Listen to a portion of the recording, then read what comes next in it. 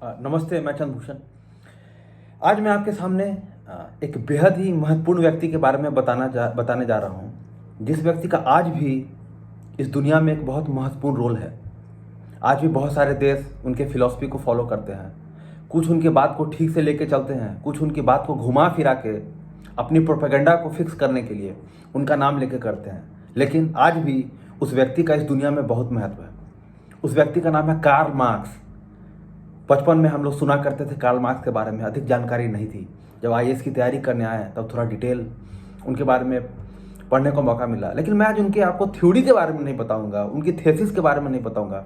मैं उनके जीवन के बारे में बताऊंगा कि उनका जीवन यापन कैसा रहा, उनकी आम दिनचर्या कैसी थी, उनके जीवन में क्या क्या घटनाएं घटी जिनके कारण उनकी लेखनी उस तरीके से हुई। एक बात तो तय है, आप मार्क्स से नफरत कर सकते हैं या आप मार्क्स से प्यार कर सकते हैं, आप मार्क्स को इग्नोर नहीं कर सकते हैं। उस व्यक्ति का इस दुनिया में इतना बड़ा रोल है कि आज दुनिया के सबसे बड़ा आबादी वाला देश चाइना भी खुद को कम्युनिस्ट ही कहता है। भले ही वो कम्युनिस्ट का कुछ नहीं फॉलो करता हो, वहाँ पे लोगों के पास कोई राइट्स नहीं है। टोटल का टोटल राइट एक स्टैंडिंग कमेटी है 7 लोगों का, बाकी उसके राष्ट्रपति शी जिनपिंग का है, लेकिन खुद को वो भी कम्युनिस्ट ही कहता है। तो आइए हम लोग कार्ल मार्क्स के बारे में थोड़ा ठीक से पढ़ें, थोड़ा ठीक से जानें।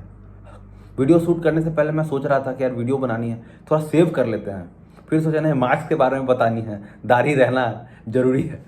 तो आइए थोड़ा कार्ल मार्क्स के बारे में थोड़ा ठीक से जानते हैं। कार्ल मार्क्स का जन्म सन 1818 में हुआ, ट्रायर नाम के जगह में, आज का प्रेजेंट जर्मनी हुआ। उस जमाने में उसको प्रसिया कहा जाता था। इनके पिता का नाम हेनरिक था। इनके पिता पेशे से वकील थे।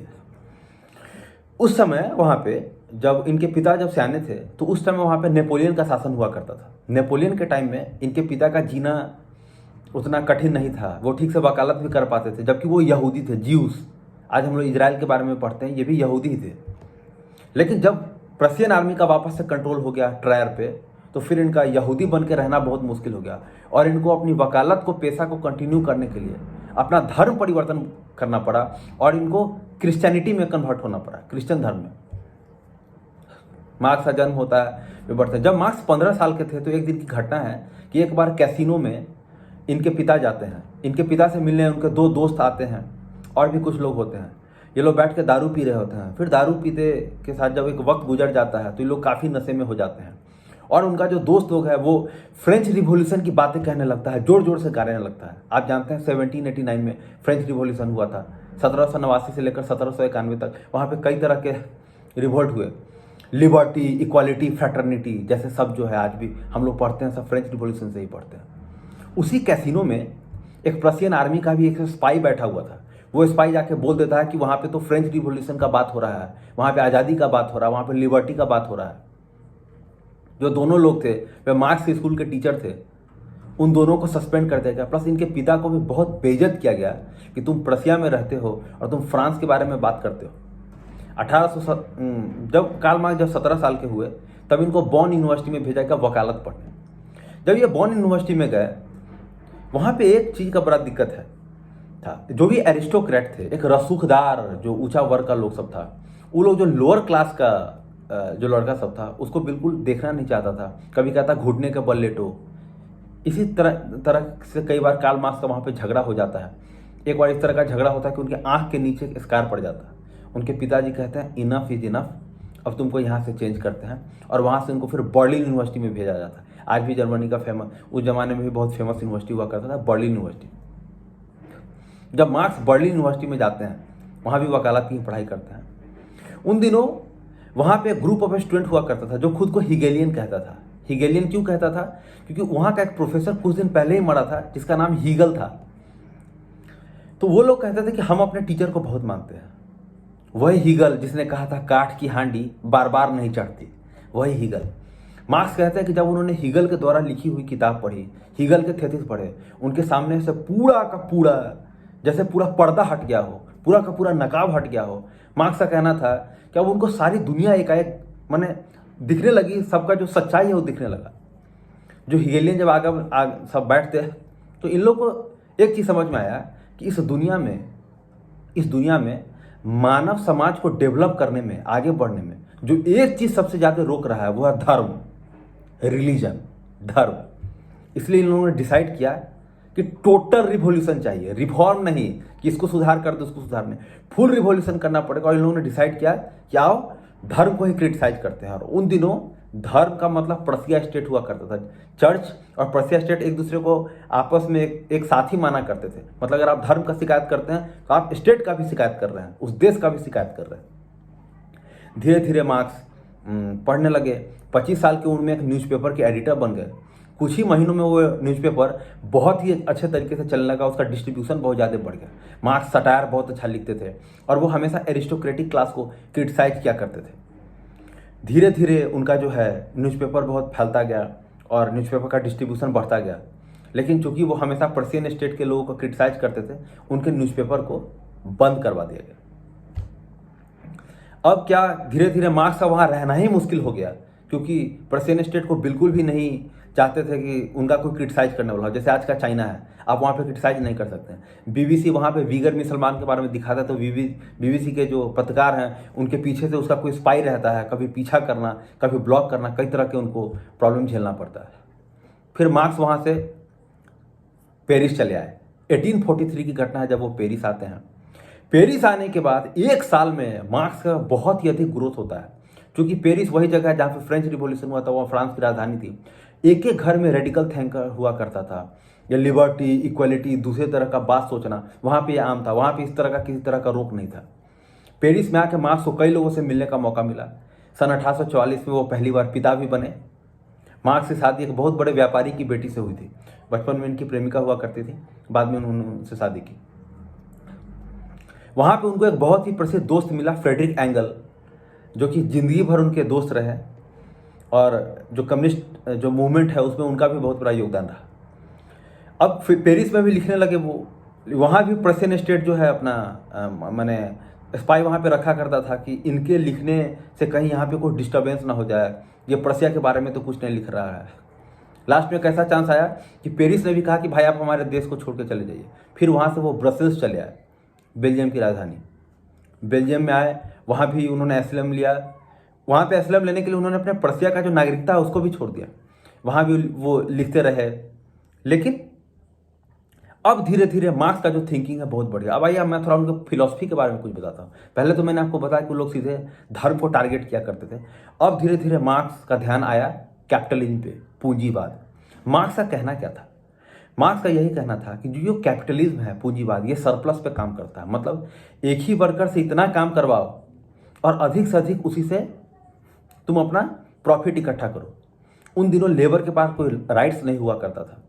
एक लंदन का एक रिपोर्ट है कि एक 9 साल के बच्चे को 15 घंटा काम करवाया जाता था। तो इन्हीं सब चीज़ों पे वो लिखते हैं। उनका कहना था कि जो भी लोअर क्लास के पीपल हैं वो बहुत ही गरीबी में रहते हैं, इनके पास कोई अपना राइट्स नहीं है, इनको क्रिएटिविटी करने का, कुछ नया चीज़ दिखाने का, कुछ नया चीज़ निर्माण करने का इनके पास कोई क्षमता नहीं है, इनका कोई अपना जीवन नहीं है। एक तरीके से इनको एक मशीन की तरह रख दिया गया है, एक ही काम को बार बार करवाया जाता है। आज के दुनिया में और उस ज़माने की दुनिया में बहुत अंतर था। उस ज़माने में इंग्लैंड में भी ऐसा अर्बनाइज्ड कॉलोनी सब हुआ करता था जो कि बेहद ही गरीबी में ज़िंदगी जिया जाता था। लेकिन उन दिनों भी लंदन एक महंगा शहर था। दुनिया के सबसे महंगा रहने शहर में भी एक माने लंदन हुआ करता था। तो कहने का मतलब ये लोग, इनका बेसिक थ्योरी ये था कि यार जो लोअर क्लास के पीपल हैं, जो वर्कर है, उसके पास भी कुछ होना चाहिए। और उनका ये कहना था कि ये जो कैपिटलिज्म है ये शोषण करने के लिए बना। लेकिन ऐसा नहीं कि वो उन्होंने हमेशा कैपिटलिज्म का शिकायत ही किया, उन्होंने कई दफ़े उसका बहुत तारीफ किया। उनका कहना था कि ये दुनिया आज इस तरीके से होती नहीं अगर ये पूंजीवाद नहीं होता। पूंजीवाद ने दुनिया को ग्रोथ करने के लिए बहुत ही काम किया। लेकिन उनका कहना था कि अब ये स्टेटस क्यों आ गया है, अब इससे ज़्यादा ये शोषण करने पे आ गया। वो ये भी कह रहे थे कि जितने भी ये धर्म है, कास्ट है, कानून है, इस सब के सब एक पर्टिकुलर एरिस्टोक्रेट को, माने एक पर्टिकुलर क्लास को बनाए रखने के लिए है। तो बाद में उनका पूरा का पूरा इस ध्यान पे था, मजदूर के लिए काम पे था, मजदूर के राइट्स पे उनका ध्यान था। बाद में ब्रसल्स में भी उनको रहना मुश्किल हो गया और ब्रसल्स ने उनको 24 घंटे के अंदर कहा कि आप जो है यहाँ से चले जाइए। फिर आखिर में ये उठते कहाँ जाते हैं, फिर ये आखिरकार इंग्लैंड चले आए, जो कि लोगों को रहने का, ज़िंदगी जीने का मौका देता था। वहाँ पे इस तरह का कोई परेशानी नहीं था। इंग्लैंड में आया तो उनको थोड़ा ख़राब स्थिति में रहना पड़ा। बाद में इनकी पत्नी जो जेनी थी, वो चूँकि एक बहुत बड़े घर की महिला थी, तो उनको ही अपने माने मैके से कुछ प्रॉपर्टी मिला, जिनके कारण मार्क्स की स्थिति ठीक हुई।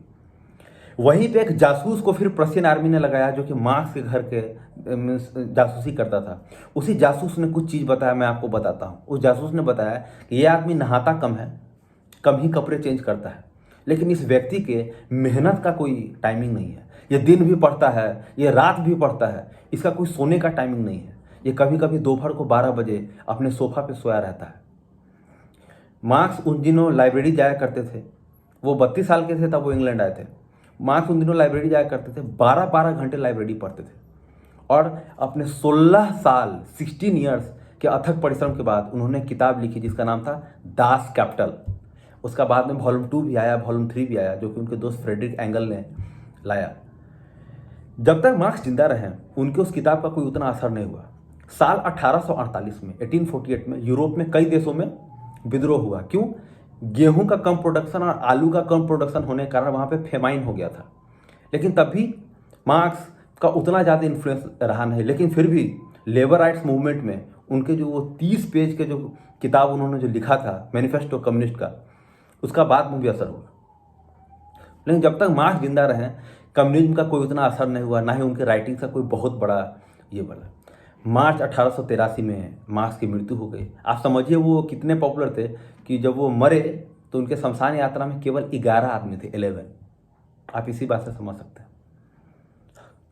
मार्क्स के दोस्त फ्रेडरिक एंगल ने लिखा, ये व्यक्ति भले ही चला गया, लेकिन इसके विचार एक दिन दुनिया में बहुत फेमस होंगे। और समय के साथ ये बिल्कुल सही साबित हुआ। साल 1917 में रसिया में रिवॉल्यूशन हुआ, बोल्शेविक्स लोगों ने रिवोल्ट किया। अब मैं आपको एक चीज़ बताता हूँ। अपने अपने प्रोपेगेंडा को सूट करने के लिए, अपने अपने एजेंडा को सूट करने के लिए कई देशों ने मार्क्स की फिलॉसफी को इंटरप्रेट करके, बदल के लागू किया। जैसे आप चाइना में देखिए, चेयरमैन माओ, जो मार्क्स लोगों के अधिकार का बात करता हो, वो चेयरमैन माओ जो चाइना में जब वो कम्युनिस्ट पार्टी का उन्होंने स्थापना की, ये इन लोगों ने क्या किया? कन्फ्यूशियस को, जो कि चीन के बहुत ही फेमस विद्वान हैं, लोगों के राइट्स के बारे में बात करने वाले विद्वान हैं, राजा को जो है माने उदार बनाने वाले हैं, उन्हीं के सब कुछ को तोड़ना फोड़ना शुरू कर दिया। उनके स्टैचू को तोड़ा, उनका जो स्कूल सब था उसको तोड़ना शुरू किया। मैं आपको एक बेसिक एग्जांपल देता हूं कि फ्रेडरिक एंगल और मार्क्स एक किताब लिख रहे थे। उसी किताब में एक वर्ड है क्रिटिसाइज आफ्टर डिनर, माने खाना खाने के बाद जो हमको क्रिटिसाइज करना चाहिए, माने बैठ के हम लोग को डिस्कस करना चाहिए। लेकिन इन्होंने कहा कि उस टोटल ड्राफ्ट को इन लोगों ने रहने दे, बोला नहीं ये लिखना जरूर नहीं है। आप जानते हैं रशियन रिवॉल्यूशन के बाद जो कम्युनिस्ट मैनिफेस्टो है उसी ड्राफ्ट को उठा के डाल दिया गया। मार्क्स जिसे अपनी पूरे जिंदगी में जिंदा रहते पब्लिश नहीं करना चाह रहे थे, उन्होंने जिसे त्याग दिया था, उसको रसिया वाले ने उठा के डाल दिया। इसीलिए मैं जानता हूँ कि दुनिया में बहुत सारे रिवोल्ट हुए, बहुत लोगों की मौत भी हुई, लेकिन एक बात, वो व्यक्ति इस तरह का नहीं था जो ये चाहता था कि लोग इतना ज़्यादा खूना खतरी हो। वो व्यक्ति उस तरह का नहीं था। तो मैं खुद अपनी बात से एक ही बात कहना चाहता हूँ कि दुनिया में कोई भी एक आइडियोलॉजी या एक चीज़ पूरे दुनिया को गवर्न नहीं कर सकती। लगभग 800 करोड़ इस दुनिया की आबादी है, अलग अलग देश हैं, अलग अलग धर्म हैं, कई तरह के आइडियोलॉजी हैं जो इस दुनिया को चलाते हैं। लेकिन कुछ लोग ऐसे हैं जिन्होंने इस दुनिया में बहुत असर अपना छोड़ा है। जो भी लोग इसे सुन रहे हैं, मैं उनसे बस एक ही चीज़ कहता हूँ, आप पढ़िए सबको, चाहे वो किसी भी देश का व्यक्ति हो। धीरे धीरे पढ़ के अपने नॉलेज को बढ़ाइए और कुछ दिनों बाद एक आइडियोलॉजी डेवलप कीजिए। यही मैं आपसे कहना चाहता हूँ। मेरे इस वीडियो को अधिक से अधिक फॉरवर्ड करें, बहुत मेहनत लगा कर बनाई है वीडियो को लाइक करें और मेरे चैनल को सब्सक्राइब करें। Thank you.